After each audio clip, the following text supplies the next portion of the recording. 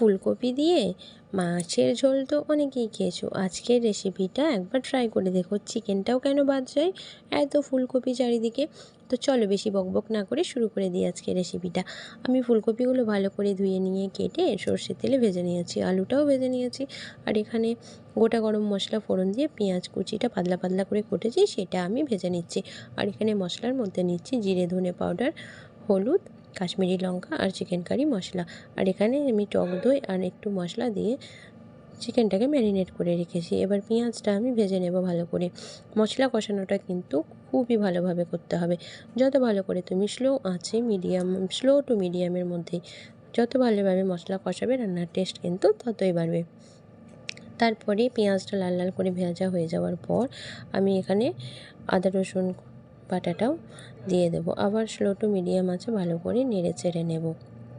দিয়ে আবার একটু তেল ছেড়ে দেবে, তখন আবার আমি টমেটোটা অ্যাড করে দেবো। সামান্য নুন দিয়ে দেবো টমেটোটা নরম হয়ে যাওয়ার জন্য, আর কাঁচা লঙ্কা দিয়ে দেবো। তারপরে টমেটোটা নরম হয়ে গেলে এতে আমি দিয়ে দেবো জিরে ধনে পাউডার, হলুদ পাউডার, কাশ্মীরি লঙ্কা গুঁড়ো। তারপরে আবার স্লো আঁচে মিশিয়ে দেবো, স্লো আঁচে রেখে দেবো। মশলাটা থেকে যখন তেল ছেড়ে দেবে তখন আমি ম্যারিনেট করা চিকেনটা অ্যাড করে দেবো। চিকেনটা মশলাটার সাথে ভালো করে মিশিয়ে ঢাকনা চাপা দিয়ে দেবো।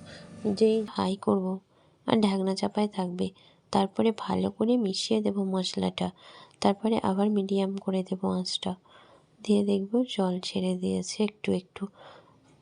এই দেখো, ঢাকনাটা খুললাম, এই দেখো জল ছেড়ে দিয়েছে একটু একটু। এবার ভেজে রাখা আলু কপি সব অ্যাড করে দেবো, অ্যাড করে আবার চাপা দিয়ে দেবো।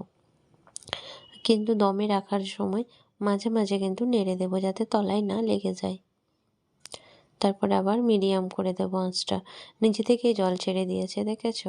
এবার ওপর থেকে শুধু ধনে পাতা ছড়িয়ে দিলেই আমার তৈরি হয়ে গেল ফুলকপি দিয়ে চিকেন।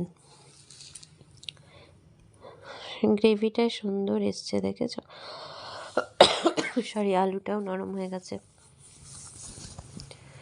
একবার অন্তত ট্রাই করে দেখো রেসিপিটা, আশা করছি ভালো লাগবে। আজকে আমরা খেয়েছিলাম, আজকে ফ্রায়েড রাইস হয়েছিল, তো ফ্রায়েড রাইসের সাথে ফুলকপি দিয়ে চিকেন কারি ভালোই লেগেছে, খারাপ হয়নি, সবাই বললো ভালোই হয়েছে। তোমরাও একটু ট্রাই করে দেখো। ভিডিও ভালো লাগলে একটা লাইক করে দিও প্লিজ, ভালো কমেন্ট করো যাতে আরও পরবর্তী ভিডিও বানাতে উৎসাহ করে। সবাই ভালো থেকো, টাটা।